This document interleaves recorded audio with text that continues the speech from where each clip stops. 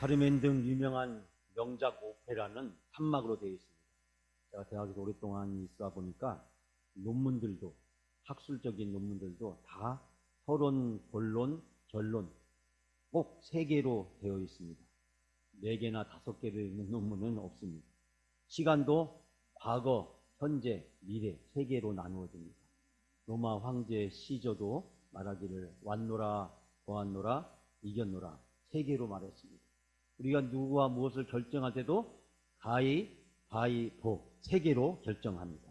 성경에도 보니까 하나님도 성부 하나님, 성자 예수님, 성령 하나님 3분으로 되어져 있습니다.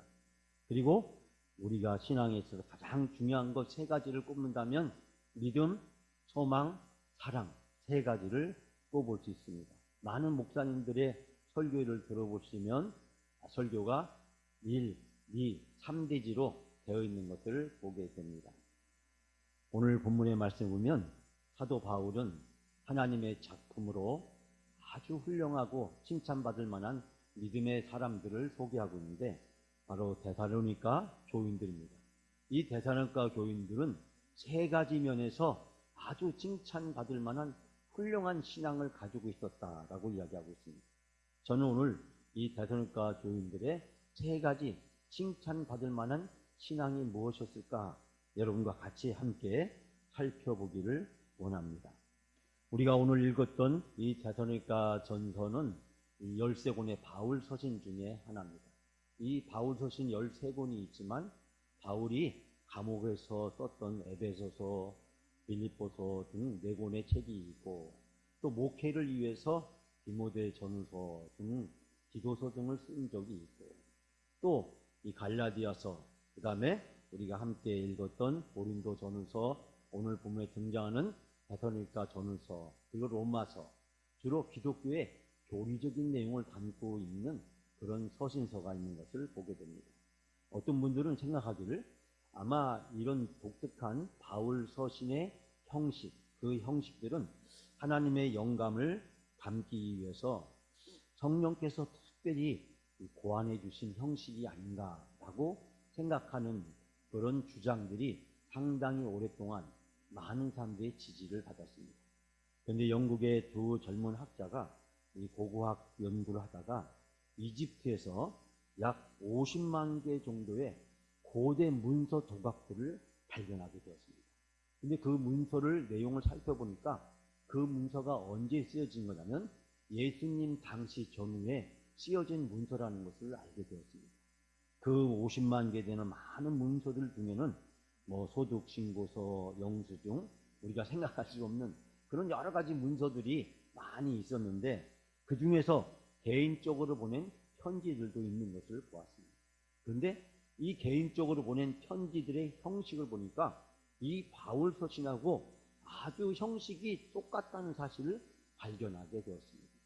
한때는 이 바울 서신이 실제로 로마의 또 당시의 교회들에게 쓰여진 것이 아니라 바울이나 아니면 초대교회가 창작한 어떤 창작물이 아닐까. 우리 말하자면은 편지 형식의 소설이라든지 어떤 교훈집이 아닐까라고 하는 주장들도 일부에서 있었는데 이 발굴을 통해서 깨닫게 된 것은 로마 당시 시대, 이 바울이 활동하던 당시 시대에 바로 우리가 오늘 함께 읽었던 이 데살로니가 전서를 비롯해서 이 대부분이 이 서신서들의 형식이 아주 일반적으로 사용되었다는 것을 알 수 있게 됩니다.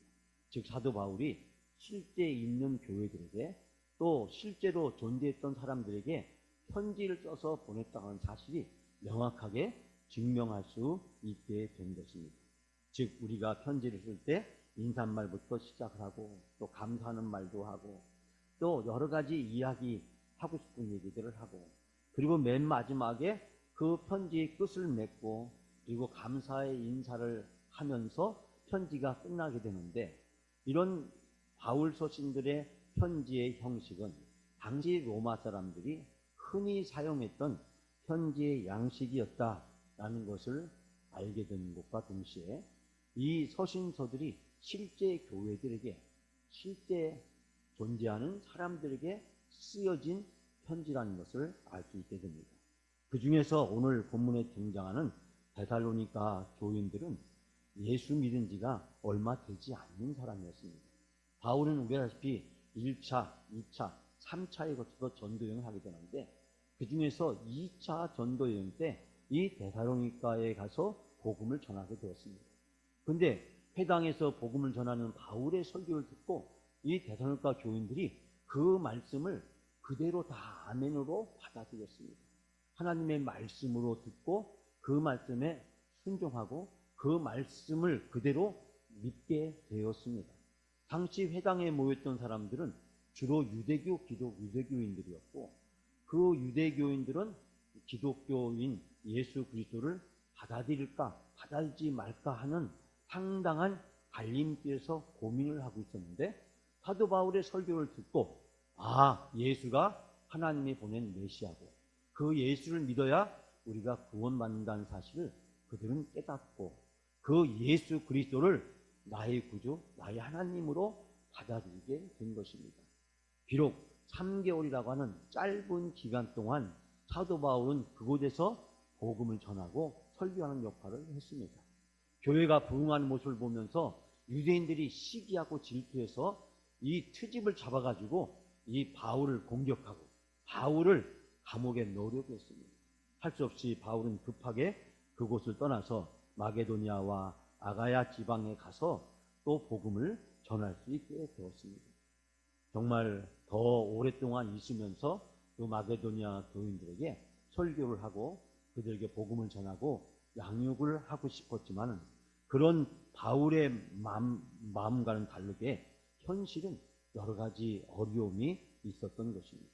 그런데 오늘 본문에 보면은 이 사도 바울과 그리고 함께 동역했던 실라와 디모데는 기도할 때마다 데살로니가 교인들을 기억한다라고 말합니다. 여러분 때문에 언제나 하나님께 감사한다고 이야기합니다. 여러분의 믿음의 행위, 사랑의 수고, 그리고 소망의 인내를 언제나 기억하고 있다라고 이야기합니다. 환난 가운데 속에서도 본받는 사람이 되었다라고 이야기를 합니다. 심지어는 마게도냐와 아가냐뿐만 아니라 주변에 있는 많은 그리스도인들에게 이 데살로니가 교인들의 믿음과 신앙이 전해졌고 그 데살로니가 교인들의 믿음과 신앙으로 많은 사람들에게 감동과 은혜를 끼쳤다는 사실을 언급하면서 그 소문으로 인해서 이 바울은 이 데살로니가 교인들을 칭찬하고 있는 것을 보게 됩니다. 사랑하는 영광 가족 여러분, 기도할 때마다 기억나고 떠오르는 사람, 또 기억할 때마다 감사할 수 있는 사람, 또 만날 때마다 자랑하고 싶은 사람, 누군가에게 추천서를 써주면서 칭찬하고 싶은 사람, 그 사람들이 바로 누구였냐면 데살로니가 교인이었다고 하는 것입니다. 사도 바울은 이 데살로니가 교인들의 믿음과 신앙을 칭찬하면서 정말 하나님이 만드신 아름다운 명작과 같이 훌륭한 신앙을 가지고 있다라고 이야기를 하고 있습니다. 오늘 이 말씀을 통해서 우리 모두가 다 하나님의 작품, 하나님의 칭찬을 받는 그런 신앙을 가지고 살아가시는 여러분이 다 되시기를 주님의 이름으로 축원합니다. 먼저 첫 번째로 사도 바울이 데살로니가 교인을 향해서 칭찬하는 것은 그들이 믿음의 사람이 되었다는 것입니다. 데살로니가 교인들은 바울의 2차 전도여행 당시에 아까도 말씀드렸듯이 회당에서 설교했을 때 즉각 그 말씀을 받아들였습니다. 사실 유대인들은 이 하나님의 말씀을 받아들이기가 쉽지 않았습니다. 그들은 예수 그리스도를 인정하지 않았습니다. 예수 그리스도가 메시아라는 것을 받아들이지 않았습니다. 그런데 사도 바울의 설교를 듣고 나서 이 데살로니가 교인들은 그 사도 바울의 설교를 통해서 예수 그리스도 그분이 메시아고 예수 그리스도 그분이 우리를 구원해 주실 분이시고 그분이 나를 위해서 십자가에 죽으셨고 부활하신 분이라는 사실을 그들은 깨닫고 받아들이게 되었습니다. 그들은 믿음의 사람으로 거듭나게 되었습니다. 당시에 바울의 전도에 시기하고 질투의 대상이 되어서 바울은 벌써 오래 못 있었지만 비록 이 짧은 3개월의 기간 동안에 그들은 훌륭한 믿음을 가진 사람으로 성장하게 되었습니다. 바울이 데살로니가를 떠났을 때 후에 바울은 기쁜 소식을 듣게 되었습니다. 그 소식은 뭐냐면 초신자였던 데살로니가 교인들이 신앙의 연조가 짧았음에도 불구하고 신앙생활에 모범을 보이고 있다고 하는 소식이었습니다. 데살로니가 교인들은 박해를 받는 가운데 속에서 어려움 가운데 속에서도 유대인들의 온갖 탄압을 받아가면서까지도 꿋꿋하게 믿음을 지키고 있었습니다. 데살로니가 교인들은 이웃 교회들에게도 아름다운 본이 되는 교회로 든든히 서가고 있었습니다. 신앙생활 한 지는 얼마 안 됐지만 칭찬받을 만한 훌륭한 교회로 성장하고 있었습니다. 사도 바울은 데살로니가 교인들이 이와 같이 좋은 그리스도인으로 칭찬받는 교회로 변화된 것은 믿음 때문이라고 말합니다. 말씀을 있는 그대로 받아들이는 순수한 믿음을 그들은 가지고 있었습니다. 또 말씀을 따라서 헌신하고 말씀에 순종하는 선행의 열매가 그들에게 있었습니다. 사랑하는 여러분, 믿음은 하나님을 향한 전적인 결단입니다. 자기와 세상 중심의 삶에서 하나님 중심의 삶으로 우리의 방향을 전환하는 것입니다. 나를 위해서 살던 사람이 이제 하나님을 위해서 살 수 있게 된 것입니다. 세상을 바라보고 세상을 의지하던 사람이 하나님을 바라보고 하나님을 소망하면서 살아갈 수 있게 된 것입니다. 데살로니가 교인들은 유대인과 동족들의 반대와 핍박이 극심했음에도 불구하고 믿음으로 그들의 신앙을 굳게 지켰습니다. 그들이 이런 박해와 고난과 역경과 어려움을 이겨낼 수 있었던 것은 바로 그들에게 믿음이 있었기 때문입니다. 믿음은 모든 것을 이겨내는 힘이자 능력인 줄 믿습니다. 믿음이 있으면 고난이 와도 이겨냅니다. 유혹이 와도 이겨냅니다. 시련이 와도 이겨냅니다. 어떤 아픔이 와도 그 모든 것을 감당할 수 있게 되는 줄 믿습니다. 불가능을 가능으로 바꾸는 기적의 힘을 만들어냅니다. 믿음은 우리를 변화시킬 뿐만 아니라 우리 교회를 변화시키고 세상을 변화시키는 힘인 줄 믿습니다. 믿음을 통해서 하나님은 놀라운 일을 하시고 놀라운 역사를 이루어 가시는 줄 믿습니다. 요한일서 5장 4, 5절에 요한 사도는 이렇게 말씀하고 있습니다. 하나님에게서 난 사람은 세상을 이기기 때문입니다. 세상을 이긴 승리는 이것이니 곧 우리의 믿음입니다. 세상을 이기는 사람은 누굽니까? 예수께서 하나님의 아들이심을 믿는 사람이 아니겠습니까? 사랑하는 여러분, 믿음이 승리합니다. 믿음이 우리를 행복하게 하고 믿음이 하나님의 축복을 누리게 합니다. 믿음을 통해서 우리는 하나님의 사람으로 하나님의 작품으로 살아갈 수 있게 되는 줄 믿습니다. 하나님께서는 오늘 데살로니가 교인들을 통해서 우리에게 말씀합니다.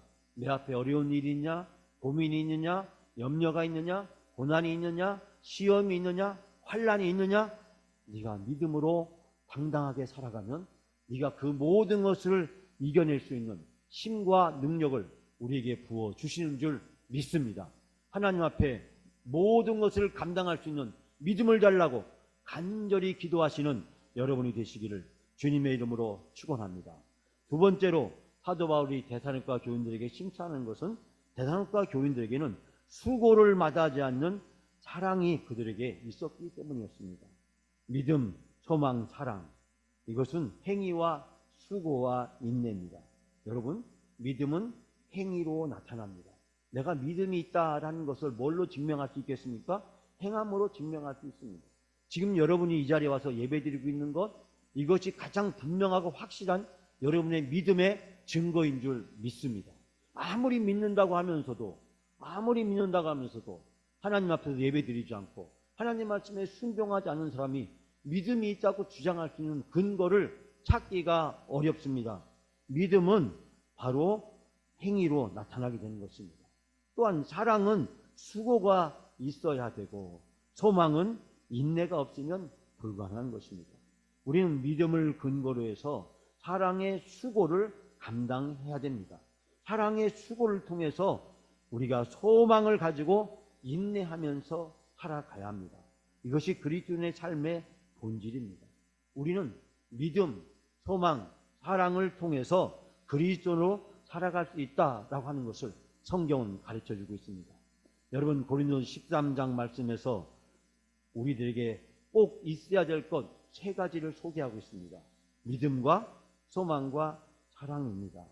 여러분, 믿음이 과거에서 시작된 것이라고 한다면 사랑은 지금 내가 있는 이 자리에서 할 수 있는 것이고, 그리고 소망은 미래를 내다보고 앞으로 내가 해야 될 것을 가르쳐 주는 것입니다. 그러므로 믿음이 없이는 현재 내가 있을 수가 없습니다.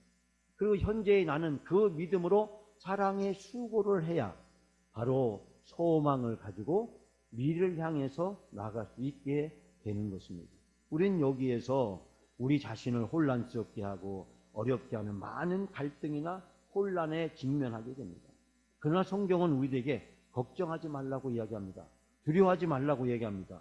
요한일서 4장 18절 19절 말씀 보면 사도 요한은 이렇게 말씀합니다.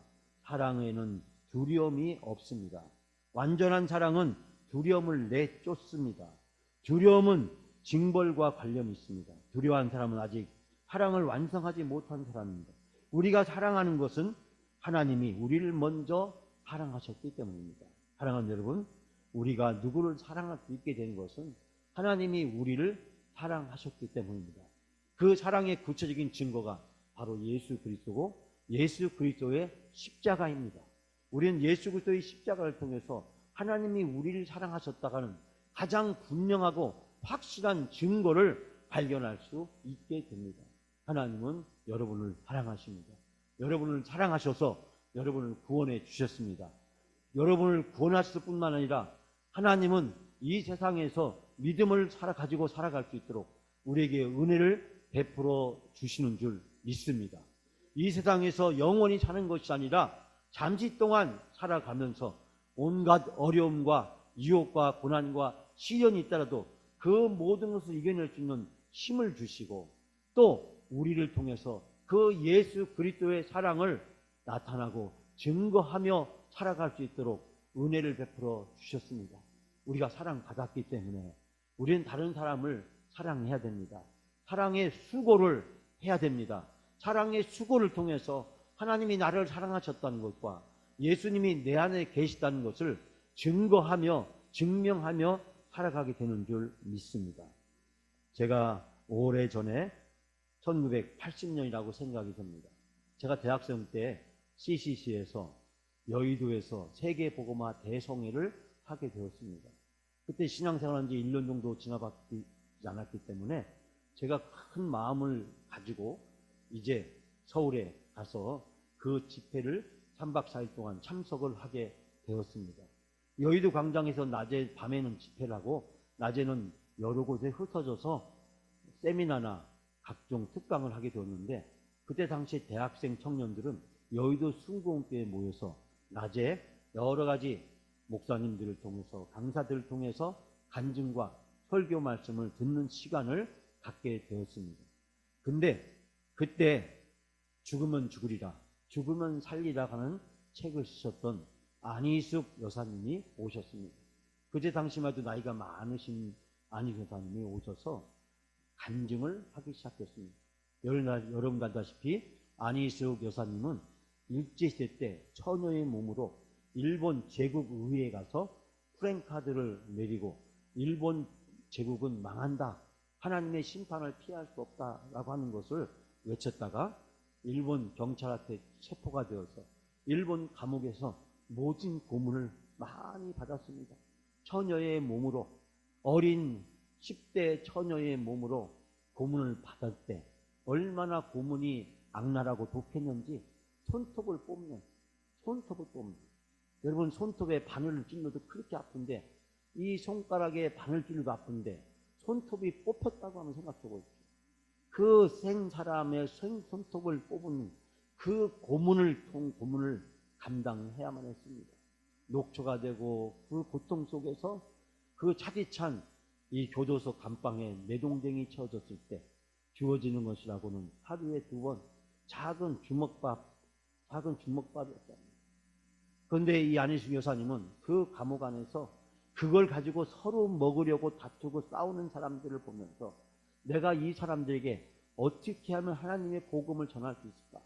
어떻게 하면 하나님의 사랑을 이 사람들이 깨닫고 알게 해줄 수 있을까? 기도하던 끝에 한 가지 결정을 했답니다. 내가 먹어야 될 그 작은 주먹밥, 내가 이 사람들에게 나눠주자. 그리고 내가 이 사람들 위해서 금식하며 기도하자. 이 고난을 감당하게 해달라고 기도하고, 이 고난을 통해서도 내가 복음을 전할 수 있게 해달라고, 그런 은혜를 달라고, 믿음을 달라고, 능력을 달라고, 내가 하나님의 사랑을 입으로만 아니라 이 사람들에게 행동으로, 삶으로 증거할 수 있게 해달라고 기도했답니다. 그리고 그 사람들에게 주먹밥을 나눠주기 시작했습니다. 처음에는 서로 허겁지겁 그 주는 주먹밥을 서로 먹으려고 다퉜던 사람들이 시간이 지나면 지날수록, 아니 자기도 먹을 것이 부족한데, 그걸 먹어도 배고픈데, 자기 몸도 힘들고 어려운데, 우리보다 더 많은 고문을 당해서 이 고통 속에 있는 이 젊은 아가씨가, 처녀가 어떻게 우리에게 이 주먹밥을 줄 수 있는가? 그러면서 안희수 여사를 통해서 한 사람씩 예수를 믿게 되는 놀라운 역사가 나타났다고 하는 간증입니다. 그러면서 안희수 여사님은 그런 이야기를 했던 기억을 제가 하고 있습니다. 사랑은 아픈 거라고, 사랑은 힘든 거라고, 사랑은 쉬운 거, 재밌는 거, 즐거운 거, 행복한 것이 아니라 사랑은 힘들고 고통스럽고 정말 어려운 것이라고.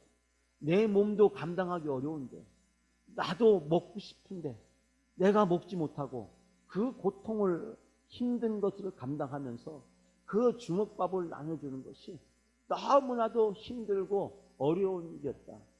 내가 먹기 싫어서, 내가 안 먹어도 되기 때문에 그들에게 준 것이 아니라 예수 그리스도의 사랑을 실천하고 나누는 것이 얼마나 힘들고 어려운 것인지, 사랑은 아픈 거라고, 사랑은 고통스러운 거라고 울먹이면서 했던 그 간증, 그 생생한 모습을 지금도 잊지 못합니다. 여러분, 데살로니가 교인들에게도 희생이 있었습니다. 그러나 그 고난과 역경 가운데 그들에게 또한 사랑이 있었습니다. 하나님의 작품으로 사는 성도들에게는 사랑이 있습니다. 왜냐하면 우리가 먼저 사랑을 받았기 때문입니다. 하나님은 아낌없이, 아무런 대가 없이, 우리 아무런 공로 없이 우리에게 사랑을 베풀어 주셨습니다. 그 사랑을 우리가 이미 받았습니다. 돈으로 계산할 수 없는, 세상의 어떤 것과도 바꿀 수 없는 가장 귀한 사랑을 우리는 이미 받았습니다.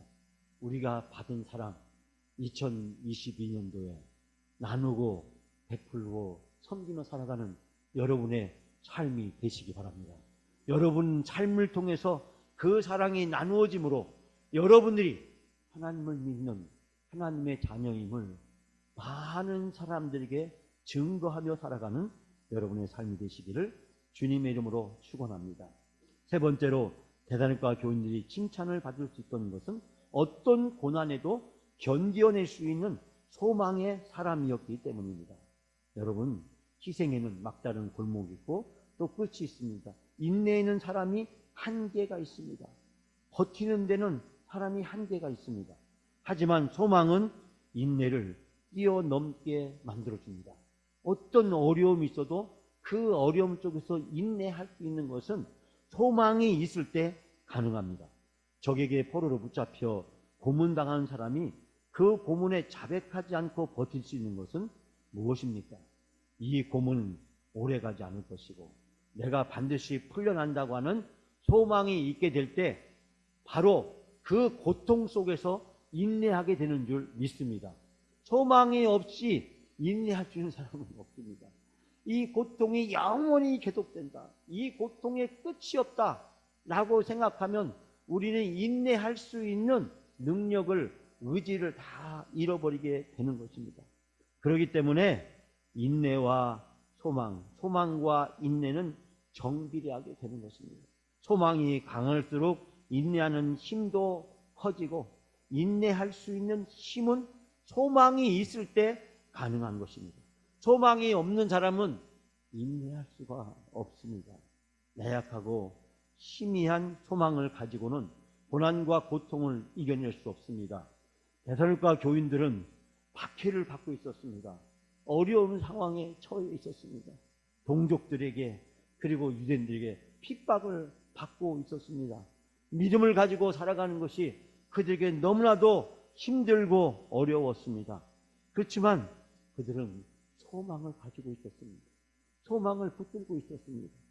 그 소망으로 인내할 수가 있었고 이 고난과 역경을 감당할 수 있게 된 것입니다. 고린도서 15장 18절 19절에서 사도 바울은 소망의 중요성을 이렇게 말씀합니다. 그리스도께서 살아나지 않으셨다면 여러분의 믿음은 헛된 것이고 여러분은 아직도 여러분의 죄 가운데 있을 것입니다. 그리스도 안에서 잠든 사람도 멸망했을 것입니다. 우리가 이 세상만 생각하고 그리스도께 소망을 걸었다면 우리는 모든 사람 가운데 가장 불쌍한 사람일 것입니다. 여러분, 우리에게는 예수 그리스도, 그분이 사망 권세 이기시고 부활하셨고 하늘로 승천하셨고 그분이 다시 오신다면, 그리고 우리를 천국으로 인도해 주시고 주님 하나님과 함께 천국에서 영원히 산다는 소망을 베풀어 주셨습니다. 우리에게는 소망이 있습니다. 소망이 있기 때문에 고난을 감당하고 역경을 감당하고 시련을 감당하고 환난을 감당하고 어떤 일이 있어도 우리가 믿음을 지킬 수 있게 되는 줄 믿습니다. 우리에게는 영원한 소망이 있기 때문입니다. 세상이 주는 소망은 잠시 있다가 없어지는 것입니다. 돈이 주는 소망 잠시 있다가 없어집니다. 건강이 주는 소망 잠시 있다가 없어집니다. 성공과 출세가 주는 소망 잠시 있다가 없어집니다. 세상이 주는 모든 소망은 잠시 있다가 없어지는 것에 불과합니다. 그러나 하나님이 주시는 소망은 영원한 것인 줄 믿습니다. 우리는 영원한 소망에 우리의 믿음의 근거를 가지고 있습니다. 그러므로 어떤 환난과 역경과 어려움이 있어도 그것을 능히 감당하고 이기게 되는 줄 믿습니다. 데살로니가 교인들은 믿은 지 얼마 되지 않았지만 그러나 그들은 소망을 굳게 붙잡고 있었습니다. 어떤 고난이 그들을 삼키지 못했습니다. 그들에게 소망이 있었기 때문입니다. 사랑하는 여러분, 어떤 마을에 4.5하고 5가 살고 있었답니다. 그런데 5가 항상 4.5 앞에서 과시되면서 우쭐거리면서 이 4.5를 무시하고 살았답니다. 그래서 이 4.5는 5 앞에서 항상 기가 죽어서 열등감을 가지고 살아갔습니다. 그런데 하루는 이 4.5가 영광교회를 갔다 오더니 큰 소리를 쳤답니다. 그러자 이 5가 깜짝 놀라서 너 왜 그래? 너 미쳤니? 너 제정신이 아니니? 너 교회 갔다 오더니 왜 그렇게 사람이 변했어? 그랬더니 이 4.5가 하는 말이, 그래, 나 미쳤다. 나 교회 가서 은혜 받고 점 확 빼고 오니까 내가 이렇게 완전히 달라졌다. 너 5밖에 안 되지? 나는 이제 4.5가 아니야. 나는 이젠 45야. 라고 큰 소리를 쳤다고 합니다. 여러분, 점 빼면 하나님이 놀라운 역사를 베풀어 주는 줄 믿습니다. 우리의 점이 많아요. 점이 많습니다. 고난의 점, 시련의 점, 역경의 점, 환난의 점, 우리를 가로막고 있는 것, 우리를 좌절하게 만드는 것, 우리에게 패배의식을 갖게 하는 것, 우리에게 열등감을 갖게 하는 것, 우리를 두렵게 하는 것 많습니다. 교회 안에도 불법적인 일을 자행하면서 소리를 질러대고 마귀와 사탄의 종로로 타고 있는 불쌍하고 안타까운 저 점들을 보게 됩니다. 인생을 살아가면서 우리 가정에도 보면 때로는 부부지간에 또 부모와 자식 간에 또 직장생활에서 사회생활에서 우리로 하여금 당당하게 살아가지 못하게 하는, 우리를 가로막고 힘들고 어렵게 하는 점들이 많이 있습니다. 여러분, 데살로니가 교인들은 믿음으로, 사랑으로, 소망으로 점을 뺐습니다.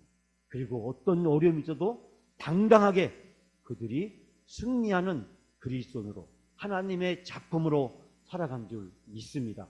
지금 우리 앞에 가로막고 있는 어떤 점이라도 성령의 충만함을 받아서 그 점을 확 빼시고 당당하게 살아가는 여러분이 되시길 바랍니다. 기도하면 하늘의 문이 열립니다. 기도하면 하나님이 우리의 기도를 들어주시고 응답해 주십니다. 기도하고 기다리면서 기대하면 기적은 반드시 이루어집니다. 우리 앞에 있던 어떤 역경과 난관과 시험과 역경이 있다고 할지라도 그 모든 것을 감당할 뿐만 아니라 그것을 능히 극복할 수 있는 능력을 하나님이 부어주시는 줄 믿습니다. 데살로니가 교인들은 박해와 핍박과 고난과 역경 속에서 그들이 하나님 앞에 성령 충만함을 받아서 승리하는 삶을 당당하게 살았습니다. 2022년 8월달 이 무더운 여름에 우리 형과 함께 모든 성도님들이 점을 확 빼시고 당당하게 살아가시는 여러분의 삶이 되시기를 주님의 이름으로 축원합니다.